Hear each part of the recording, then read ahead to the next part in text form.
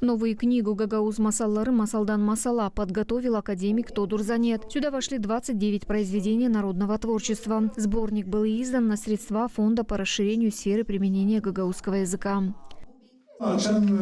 Topladım kağıdı, gördüm masal çok, kağıt taşı. Taştırarsa hamuru ekmek yiyecek. O yüzden aldık da dedim, aradım aynısını diye bak, ben bu üstünde yazıyorum. Birinci kağıt. Еще при работе с материалом мы увидели, что материала настолько много, что в одну книгу все не уместить. Поэтому это первая книга. Сюда вошли произведения народного творчества, собранные Николаем Бабоглом, Машковым, из сборника «Гагаузский фольклор», сказки, а также из моих 2 сборников.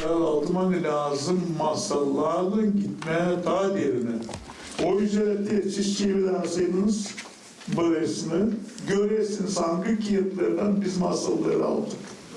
Maşkov'un Nilson'un Maşkov'u gösterme yani o yazmış. Maşkov'un Baboglu'nun Gagauz folkloru kağıdı sonra masallar Baboglu'nun 2 de Тодур Занет'in kağıtlarından. Hani biz topladık koyduk. Ben sanayım hani ikinci kağıda da bu kağıtlardan koyacağız.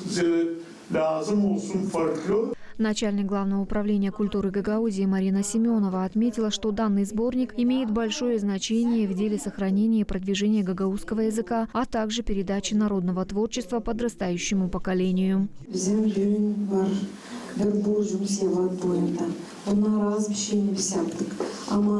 Yer yıl lazım çıksın böyle toplumlar, böyle masallar, böyle kağıtlar. Нечто yüksek bizim davamız. Этот сборник поможет нашим детям изучать язык. Такие книги должны печататься каждый год. Книга будет роздана по учебным заведениям нашей автономии. Детки должны изучать язык, культуру, историю наших предков. А эта книжка поможет им в этом.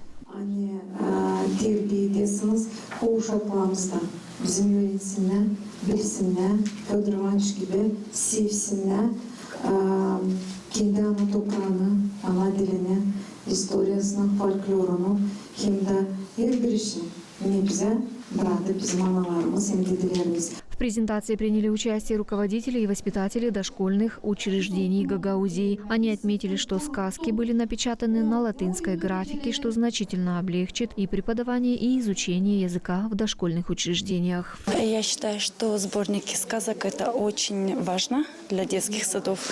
И когда все материалы в одном учебнике, это легче нам ориентироваться и по возрастам, и по темам. И мы это применяем очень благотворно в своей профессиональной деятельности. Как отметил Федор Иванович, что эта книжечка не последняя, она первая, и в дальнейшем она будет издаваться, продолжаться. Эта книга будет способствовать развитию словарного запаса ребенка и их речевых компетенций. Мы каждый день пользуемся сказками, мы читаем детям в режимных моментах, когда готовимся ко сну. Это наша повседневная работа, работать с сказками, потому что посредством сказок мы обогащаем словарный запас детей. Их мировоззрение шире становится, они учатся, что такое хорошо, что такое плохо. Сказки нам очень нужны. Сказки, которые рассказывали нам наши бабушки и дедушки, собрали в одну книгу. И мы будем, конечно, обращаться к этой книге. Нам она будет в большой помощи, потому что наши фольклорные сказки, они просто пересказывались друг другу. Кто-то знал, кто-то не знал. Я тоже очень много нового узнала из этой книги. Я думаю, что я буду пользоваться этой книгой. И, наверное, и не только я.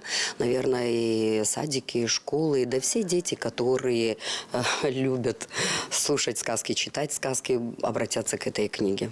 В книге были использованы художественные произведения Дмитрия Савостина. В сборник вошли 29 сказок. Алена Терзевич, Слав Кыса, Мария Казаку, ГРТ Новости.